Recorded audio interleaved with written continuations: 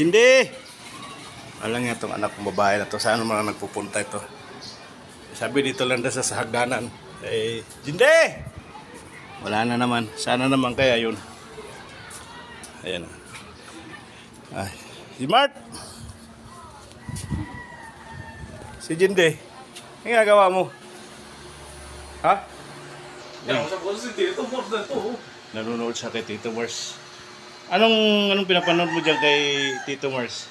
Ito, nag-aaral ito kumain ng paresa. Oh, tapos anong reaction mo dyan? Ano? Ano, galit ka ba o natutuwa kay Tito Mars? Nainis ka? O nainis daw siya. Bakit ka nainis dyan kay Tito Mars? Eh, sa karte yan, sa mga pagkain. Oh, tapos? Mga ganyan, mga pagkain na kaso na arte siya. Yung parang ganun na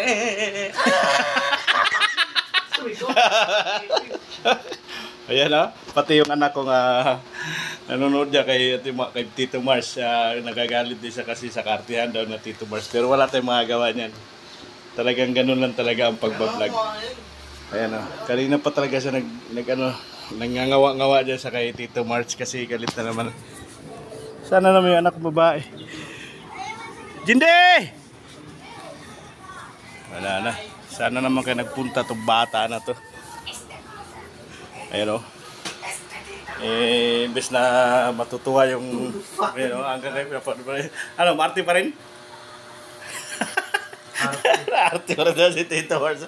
O, pero para manood niya, ang ibig sabihin niyan, gusto ninyo yung mga vlog ni Tito Mars. Although ginagaya ko rin si Tito Mars. Kaya Tito Mars, huwag kang magalit sa akin dahil idol kita. Talagang ginagaya ko yung pagbablog mo. Ito, may hugasan na naman.